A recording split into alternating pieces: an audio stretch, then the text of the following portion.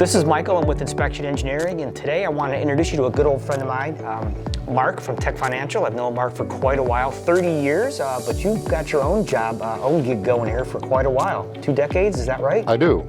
My name is Mark Charlton, and I'm the president of Tech Financial Services, and we're a specialist in financing machine tools.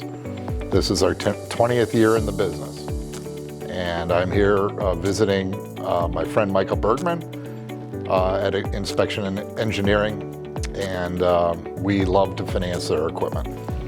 Well, we like the help you've given us in financing equipment, because oftentimes we come across an owner that's struggling to make a capital outlay. So, Mark, your team's been helpful at getting creative financing, even for folks who maybe didn't have the credit score needed at their local bank. So we appreciate all the work you do. And I know you do more than just gauging and measuring instruments for folks like me, right? I mean, I'm thinking we're probably a pretty small part of your business. What's some of the other stuff that you finance? We really focus on financing anything in the manufacturing sector.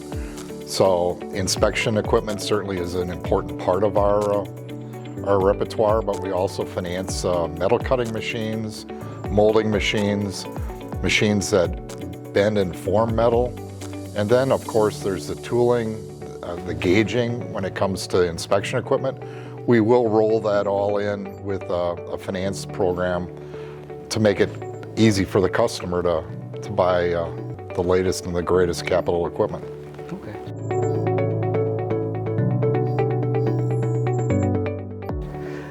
So what are some reasons a company would actually finance equipment? Well, there's a couple of reasons, Michael. First of all, machine tools and inspection equipment are quite complex and fairly specialized. And a lot of the local banks and a lot of the general finance companies don't have a good feel for this type of equipment. So a specialist can oftentimes give you better terms and better rates. In addition to that, in a more general term, financing a machine tool and an asset allows you to conserve capital. And a lot of these business owners, they need working capital, they need to buy materials. We don't do real estate, so they can go to their local bank for the real estate, but it's an opportunity to conserve cash, get a machine in their shop today, and start being productive with it. Okay. Yeah, and I think a lot of people don't realize that buying a piece of equipment, you look at your balance sheets, wow, it's going to really draw down my cash flow. But you help them with that. So yes. I never really looked at it that way. As guys making parts need money for the raw material and for labor for the next 6 months. Absolutely. To get that job out the door. So interesting. Okay. Why would somebody work with Tech Financial rather than a local bank? Well, as I mentioned earlier, we're specialists in manufacturing equipment and inspection equipment. The banks really don't understand it. A company like myself, we can finance a machine with a one-page credit application without providing financial statements, where the bank would want to take it to review and their board approval and that sort of thing. And oftentimes they'll do an SBA loan, which actually drags out the process even longer, where we can come in and finance the machine and have a commitment and an approval in 1 day.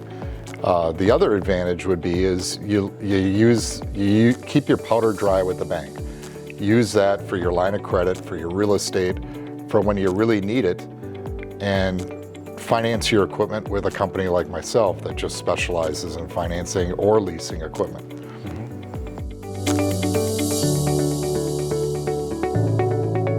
What are some examples of financing structures, different ways people can finance with you?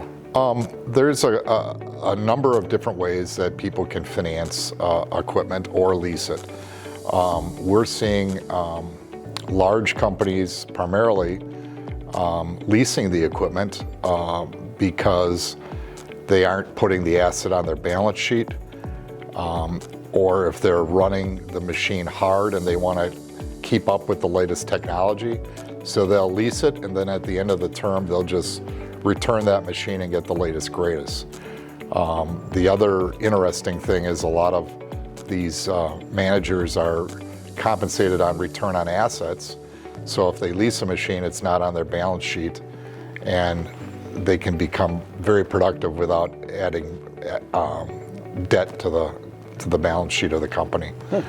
We also, and probably the most popular way to finance is just a straight loan or an equipment finance agreement. I would say 80% of what we do is that straight financing. We use the machine as collateral. We don't use any other assets as collateral, which is an advantage where the banks do blanket filings. We're a transactional lender where we will do the machine on a loan, and when it's paid off, we hope you remember us for the next purchase. Mm-hmm. Well, good. Well, we always remember you because Appreciate that. You've really helped us out with some clients who just didn't have the cash or couldn't get the local bank help because, like you said, it's based on the asset and the business they've got.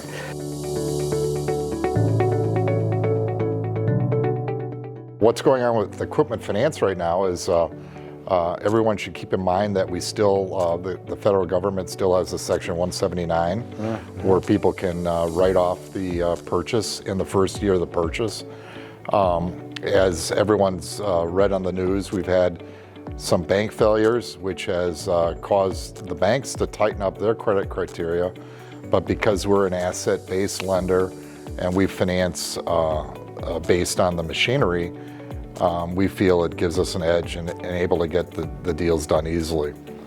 I think as inflation starts to subside this year, I think we may see interest rates ease back towards the end of this year. But of course, I don't have a crystal ball.